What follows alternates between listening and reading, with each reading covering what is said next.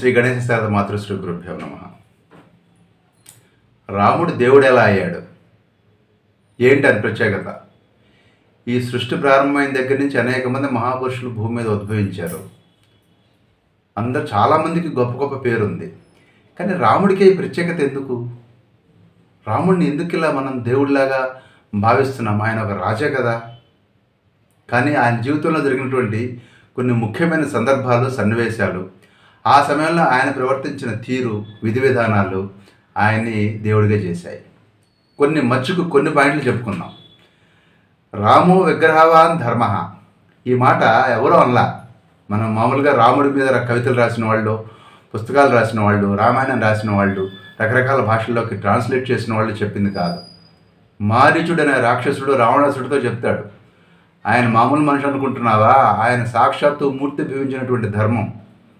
ఆయన జోలికి వెళ్ళావంటే నీ యొక్క నాశనాన్ని కొని తెచ్చుకున్నట్టే అని చెప్తాడు మారీచుడు రావణాసుడితోటి. ఆ విధంగా ఒక రాక్షసుడితోటి ఆయన విగ్రహవాన్ ధర్మ అనిపించుకున్నవాడు శ్రీరామచంద్రుడు. శ్రీరాముడిలో ఒక 3 ముఖ్యమైన క్వాలిటీస్ ఉండేవట. అవేంటంటే ప్రసన్న వదనం, ప్రశాంత చిత్తం, అగ్రభాషి. ప్రసన్న వదనం, ప్రశాంత చిత్తం, ఎప్పుడు మొహం ప్రసన్నంగా ఉండేది.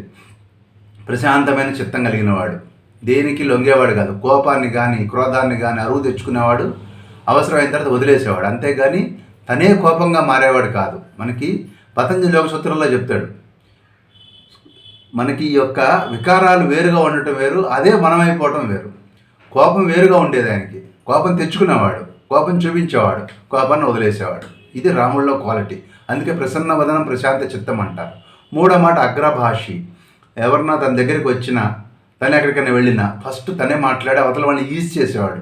అంటే అవతల వాళ్ళకి ఉన్నటువంటి ఇన్కన్వీనియన్స్ని ఇమీడియట్గా రిమూవ్ చేసేసి, అవతల వాళ్ళని ఈజ్ చేసేసి, అవతల వాళ్ళకి కంఫర్ట్ జోన్లోకి తీసుకెళ్ళిపోయేవాడు రాముడు.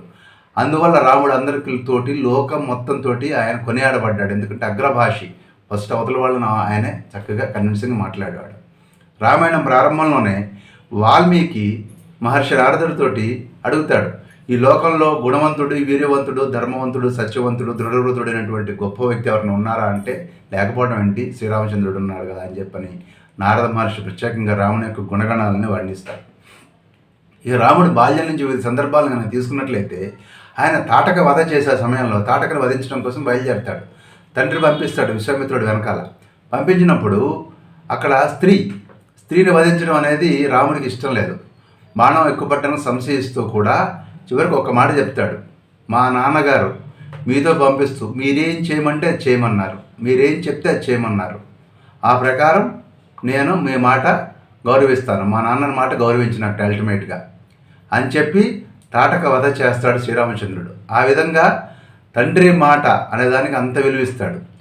6 పగళ్ళు 6 రాత్రుళ్ళు కూడా యాగాన్ని కాపాడి, విశ్వామిత్రుడు యొక్క యాగాన్ని కాపాడి 6 రాత్రుళ్ళు 6 పగళ్ళు నిద్ర లేకుండా యుద్ధం చేసిన తర్వాత మర్నాడు పొద్దున్నే విశ్వామిత్రుడి దగ్గరికి వచ్చి, స్వామి మేము కింకరులం, ఏం చేయమంటారు ఆజ్ఞ అని అడుగుతాడు రాముడు. ఆ వినయం, ఆ విధేయత, ఆ యొక్క లక్షణాలన్నీ కూడా ఆయన్ని జనవంతుడిగా చేశాయి. తర్వాత శివధనుసుని ఎత్తడం కోసం కూడా ఒక యజ్ఞం విషయం మీద ఆ యొక్క విశ్వామిత్ర మహర్షి జనక మహారాజు కొలువులోకి తీసుకెళ్ళినప్పుడు శ్రీరామచంద్రుడు అక్కడికి వెళ్ళి శివధనుసుని ఎక్కుపెట్టి వీరధర్మంగా ఎక్కుపెడితే అది విరిగిపోతుంది. తర్వాత కథ మనకు తెలుసు. ఆ సమయంలో జనకుడు తన కలశంతో శ్రీరామచంద్రుడికి తన యొక్క కుమార్తెనిచ్చి వివాహం చేసే సందర్భంలో కలశ జలం తీసుకుని వస్తే అప్పుడు రాముడు ఒక మాట అంటాడు, మా నాన్నగారు పర్మిషన్ ఇవ్వాలండి, నాన్నగారు ఏం చెప్తే అది చేస్తాను, ఆయన అనుజ్ఞ కావాలి అంటాడు. అప్పుడు జనక మహారాజు కబురు పంపించితే అప్పుడు దశరథ మహారాజు అంతా సతీ సమేతంగా స్వపరివారంగా వచ్చినప్పుడు తండ్రి ఆజ్ఞ మేరకు, తండ్రి కోరిక మేరకు తండ్రి ఇష్టపడినటువంటి సీతని పెళ్లి చేసుకుంటాడు. అంతేగాని రాముడు సీతను ఇష్టపడి పెళ్లి చేసుకోవడం కంటే కూడా తన తండ్రి చెప్పిన మాటని గౌరవించి సీతని పెళ్లి చేసుకోవడం, అది ఆయనకి ఇష్టంగా అనిపిస్తుంది. అది గొప్ప విషయం. ఈ తర్వాత కైకేయి కోరికలు కోరుతుంది. కైకేయి కోరికలు కోరేటప్పుడు సుమంత్రుడితో చెప్పి రాముడిని పిలిపించుకురమ్మంటుంది. రాముడు వస్తాడు. వచ్చి ఏం మా అంటాడు, నాయన మీ నాన్నగారు నాకు 3 వరాలు ఇచ్చారు, ఆ వరం ప్రకారం ఇట్లా చేయాలి, నువ్వు భరతుడికి రాజ్యాభిషేకం చేయాలి, నువ్వు అరణ్యవాసానికి వెళ్ళాలి అంటే, అమ్మ ఈ ముక్క ఇప్పుడు చెప్పడం దేనికమ్మా, సుమంతుడితో కబురు చెప్తే అట్నుంచటే వెళ్ళిపోయేవాడిని కదా, అంటాడు రాముడు. ముందు రోజు రాత్రి పట్టాభిషేకానికి ముహూర్తం నిర్ణయించబడింది. మంగళ స్నానాలు చేయాలి పొద్దున్నే. రాత్రంతా దర్భశయ్య మీద పయనించి ఆయన రాముడు సీత కూడా నిద్రించారు పొద్దున యొక్క కార్యక్రమాల కోసం. అలాంటి సందర్భంలో తెల్లవారుజామున వచ్చిన కబురు సుమంత్రుడు వచ్చి దశరథ మహారాజు గారు రమ్మన్నారని చెప్తాడు. యాక్చువల్గా కైకేయి రమ్మని పిలుస్తుంది, కానీ దశరథ మహారాజు పేరు మీద పిలుస్తుంది కాబట్టి సుమంత్రుడు వచ్చి రాముడిని రమ్మన్నప్పుడు, రాముడు అక్కడికి వెళ్ళినప్పుడు, కైకేయి తన 3 వరాలు చెప్పినప్పుడు రాముడు ఒక్క క్షణం కూడా వికారం చెందలేదు. అలాగేనమ్మా, దానికే ఉంది, భరతుడికి పట్టాభిషేకం చేసాక వెళ్తానమ్మా అన్నాడు. అంతేగాని ఎక్కడ వికారం చెందలే. వెంటనే ఆవిడేముందో తెలుసా, నువ్వు ఇక్కడి నుంచి ఇమీడియట్గా వనవాసానికి వెళ్తే తప్పితే మీ నాన్న స్నానం చేయడు, భోజనం చేయడు దశరథ మహారాజు అంది. అది కూడా ఆయన మాటగా ఆవిడే చెప్పేస్తుంది. చెప్పగానే రాముడు ఒక్క క్షణం పాటు అమ్మ ఏంటమ్మా అని జాలిపడతాడు. జాలిపడి నేను ఋషినమ్మా, ఆడిన మాట తప్పేవాడిని కాదు అంటాడు రాముడు. అది రాముడు గొప్పతనం. దశరథ మహారాజు అంటాడు, నువ్వు ఎదిరించరా రామా, నువ్వు నన్ను ఎదిరించు, నిన్నెవ్వరూ అడ్డుకోలేరు, ఈ రాజ్యం నీది, నన్ను ఎదిరించు అంటాడు. అప్పుడు రాముడు అంటాడు, నాకు ఆశ లేదు నాన్న అంటాడు. అది రాముడి గొప్పతనం. అదేవిధంగా జాబాలి, సీత, లక్ష్మణుడు వీళ్ళందరూ కూడా కన్విన్స్ చేయడం చూసినప్పుడు ఒక్క మాట అంటాడు, సత్యం అనేది ఉత్తమమైన ధర్మం, దాన్ని మించింది లేడు, నేను అబద్ధం ఆడను, మా నాన్న చెప్పేది ఒకటి నేను చెప్పేది ఒకటి కాదు, నేను ఆ ఉత్తమ ధర్మాన్నే పాటిస్తాను అంటాడు. ఆ ధర్మం పాటించే సందర్భంలో గుహుడు పంచభక్ష పరవాన్నాలు భోజనంగా పెట్టి ఆఫర్ చేస్తాడు. గంగానది దాటే ముందు గుహుడు యొక్క పడవలో రాముడు, సీత, లక్ష్మణుడు కూడా నది దాటే సమయంలో పంచభక్ష పరవాన్నాలు తీసుకుని వస్తే గుహుడు, రాముడు కందమూలాలు ఇవ్వు, ఎందుకంటే నేను ముని వృత్తిలో ఉన్నాను ఇప్పుడు అంటాడు రాముడు. అది రాముడి గొప్పతనం. అదేవిధంగా అడవిలోకి రాముడు తర్వాత భరతుడు తన మేనమామ గారింటి నుంచి ఊర్లోకి వస్తాడు, అయోధ్యకు వస్తాడు. వచ్చేసరికి విషయమంతా తెలుస్తుంది. తల్లిని విపరీతంగా విమర్శించి రాముని వెతుక్కుంటూ అడవిలోకి బయలుదేరతాడు. అప్పుడు రాముడి దగ్గరికి వచ్చి భరతుడు రాగానే, అప్పుడు రాముడు రాజ్యపాలన బాగా చేస్తున్నావా, ప్రజలతో ఇలా ఎలా ప్రవర్తించాలి, పన్నులు ఇలా ఎలా వేయాలి, ఇలా ఎలా దండించాలి, ఇలా ఎలా వాళ్ళని బుజ్జగించాలి, అన్ని రాజధర్మాలన్నీ భరతుడితో చెప్తూ ఉంటాడు. అంతే తప్పితే తన రాజ్యం గురించి వచ్చేసానని, తన రాజ్యం గురించి ఇవేమి మాట్లాడు, చాలా క్యాజువల్గా రాజధర్మం గురించి కానీ మాత్రమే మాట్లాడతాడు. అదే సమయంలో ఒక మాట చెప్తాడు భరతుడితోటి, కైక తనకిచ్చిన వరం, తన తండ్రికి ఇచ్చినటువంటి, కైకకి తన తండ్రి ఇచ్చినటువంటి వరం ఏదైతే ఉందో దశరథ మహారాజు వరం, అది గుర్తు చేస్తాడు భరతుడికి రాముడు. భరత, మన నాన్నగారు కైకేయి అమ్మకి ఇట్లా వరాలు ఇచ్చాడు, 3 వరాలు, ఆ సందర్భంలో నేను అడుగు రావాల్సి వచ్చింది, ఆమె నువ్వు తప్పు పట్టద్దు, ఆమె నీ తల్లిని తల్లిగా చూడు అని భరతుడికి బుద్ధి చెప్తాడు రాముడు. అది రాముడి గొప్పతనం. అదేవిధంగా అరణ్యంలో ఋషులందరూ కూడా మాకు రక్షణ కావాలి స్వామి రాక్షసుల నుంచి అంటే, మీరు నన్ను ఆజ్ఞాపించండి, నేను మీ యొక్క పృచ్చుణ్ణి, మీరేం చెప్తే అది చేస్తానంటాడు. ఈ ఆయన పరాక్రమం గురించి ప్రత్యేకంగా మనం పదే చెప్పుకోవాల్సిన పని లేదు. అటు విశ్వామిత్రుడి యొక్క యజ్ఞం రక్షించే సమయంలో కానీ, ఖరదోషణాది 14,000 మంది రాక్షసులను చంపిన సమయంలో కానీ, అనేక సందర్భాలలో, అలాగే యుద్ధం జరిగినప్పుడు కానీ రాముడు ఎక్కడ వెనకంజ వేసినట్టుగా అస్సలు మనం ఒక్క చోట కూడా రాముడు పరాజయం పాలైనట్టుగా ఎక్కడా చరిత్రలో లేదు, రామాయణంలో లేదు. అది రాముడి యొక్క వీరత్వం. అనేక సందర్భాల్లో అంటాడు రాముడు సీతతోటి కూడా ఒక మాట అంటాడు, అవసరమైతే నిన్ను వదులుతాను కానీ ధర్మాన్ని మాత్రం వదలను అంటాడు. ఈ మిత్రధర్మానికి వచ్చినప్పుడు అటు సుగ్రీవుడు ఇటు విభీషణుడితోటి మిత్రధర్మం పాటిస్తాడు. చివరికి మరణంలో కూడా శ్రీరామచంద్రుడు తన అవతారం చాలించి సరైనదిలోకి వెళ్ళిపోయి తన అవతారం చాలించిన సందర్భంలో కూడా ఆయన మిత్రులైనటువంటి సుగ్రీవుడు, విభీషణుడు ఆయనతో పాటే నడిచారు సరైనదిలోకి. అది ఆయన యొక్క మిత్రధర్మం. అదే సమయంలో ఒక డౌట్ వస్తుంది, అప్పుడు వాలిని చంపగలడా లేదా అని సుగ్రీవుడు అనుమానం పడుతున్నప్పుడు అప్పుడు రాముడు ఒక మాట అంటాడు, నేను అసత్యం పలకను, నేను బాలిని చంపుతాను అంటే చంపుతాను, దట్ ఈస్ ఫైనల్ అంటాడు. అలాగే లక్ష్మణుడు యుద్ధంలో మూర్చిపోయినప్పుడు ఇంద్రజిత్తు బాణాలకి ఎంతో బాధపడి ఆయన వెలిపిస్తాడు, తమ్ముడిని నేను మళ్ళీ అక్కడ సంపాదించుకోగలను, తమ్ముడు మళ్ళీ ఒక తమ్ముడు పోతే నాకు ఇంకో తమ్ముడు దొరకడు కదా అని చెప్పని తన యొక్క బ్రదర్, తన యొక్క సోదరుడు విషయంలో ఆయన చూపించినటువంటి ఆ యొక్క కన్సర్న్ అనేది చాలా గొప్పగా ఉంటుంది. అదేవిధంగా వీరధర్మంలో కూడా రావణాసురుడి విషయంలో కూడా ఒక్క మాట కూడా అన్నాడు, యుద్ధం చేస్తాడు తప్ప యుద్ధంలో పల్లెత్తు మాట రావణాసురుడు తన యుద్ధంలోనే ఆయన గెలవాలి, యుద్ధంలో వాడిని చంపాలి అంతే. అంతే తప్పితే నోటి మాటలు మనకి ఈ రోజుల్లో చూస్తున్నాం, రోడ్ల మీద గందరగోళాలు, ఇట్లాంటిది కాదనమాట. యుద్ధంలోకి వెళ్ళాడు, యుద్ధ ధర్మానికే కట్టుబడతాడు. అంతేకాకుండా యుద్ధం చివరిలో కూడా రావణాసురుడు యుద్ధంలో అలసిపోయినప్పుడు ఇవాళ వెళ్ళి రేపు రా అంటాడు తప్ప ఛాన్స్ దొరికింది కదా అని చంపే ప్రయత్నం చేయడు రాముడు. అది రాముడు యొక్క గొప్పతనం. ఇంకొక మిత్రధర్మం గురించి ఇంకో మాట చెప్పుకోవాలి. సువేల పర్వతం అని ఒక పర్వతం ఉంటుంది, ఆ యొక్క లంకని పక్కనే ఆనుకొని. ఆ పర్వతం మీదకి ఎక్కి రాముడు సుగ్రీవుడు కూడా ఆ యొక్క లంక యొక్క వైభవాన్ని చూస్తూ గమనిస్తూ ఉంటారు.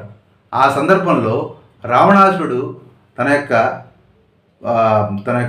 ఆ రాజభవనం యొక్క పై పోర్షన్లోకి, పై అంతస్తులోకి గాలికి వస్తాడు. వచ్చినప్పుడు సుగ్రీవుడు అతను చూడగానే విపరీతమైనటువంటి క్రోధావేశాలకు గురవుతాడు. సుగ్రీవుడు వెంటనే వెనక ముందు ఆలోచించకుండా ఎగిరి రావణాసురుడు యొక్క భవనం మీదకి దూకి రావణాసురుడితో కలియబడి అతి కష్టం మీద మళ్ళీ వెనక్కి తిరిగి వస్తాడు.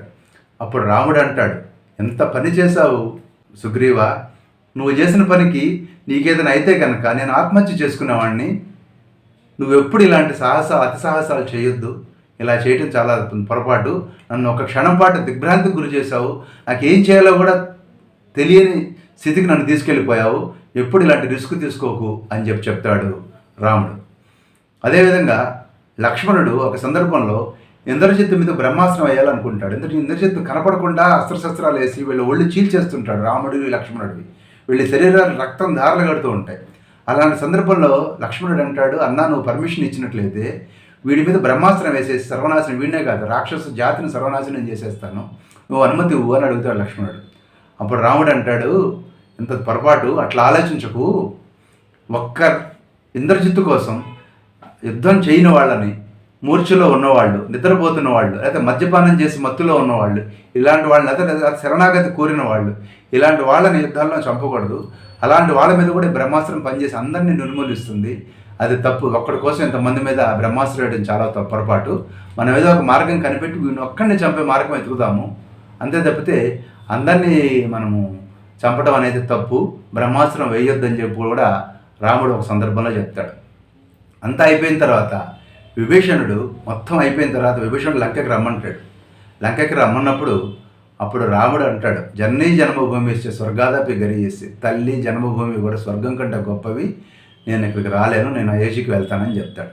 ఆ వెళ్తానని చెప్తూ హనుమంతుడిని పిలిచి రాముడు ఒక గొప్ప మాట చెప్తాడు. ఇది ప్రతి ఒక్కళ్ళు జీవితంలో గుర్తుపెట్టుకోవాల్సినటువంటి విషయం. రాముడు హనుమంతుడితో అంటాడు, నువ్వు ఇక్కడి నుంచి తిన్నగా మేము రాత్రికి రేపు ఉదయంలోగా భరతుడికి నా యొక్క క్షేమ సమాచారం తెలియకపోతే అతను ఆత్మహత్య చేసుకునే పరిస్థితిని అగ్ని ప్రవేశం చేస్తాడు. సో నువ్వు వెళ్ళి ఇక్కడ జరిగినటువంటి కథ అంతా చెప్పిన తర్వాత అతని ఎక్స్ప్రెషన్స్ చూడు, భరతుడు యొక్క ఎక్స్ప్రెషన్స్ చూడు. భరతుడు మొహంలో ఏ కొంచెమైనా సరే రాజ్యం మీద కాంక్ష కానీ, కోరిక కానీ ఏదన్నా కనుక కొంచెం కనపడ్డా నువ్వు వెంటనే వెనకొచ్చి నాతో చెప్పు, నీ రెట్టించేటే మళ్ళీ అడవికి వెళ్ళిపోతా. భరతుడు కోరినటువంటి రాజ్యం నేను స్వీకరించను. భరతుడు కనుక రాజ్యం కావాలని మనసులో అనుకున్నట్టుగా ఏమాత్రం ఇంత సంశయం కలిగినా సరే ఆ విషయం నాకు చెప్పేసి వెంటనే నేను ఇంటించి అడవులకి వెళ్ళిపోతాను అంటాడు రాముడు. అది రాముడి యొక్క గొప్పతనం. అందుకే రాముడు లోకాభిరాముడయ్యాడు.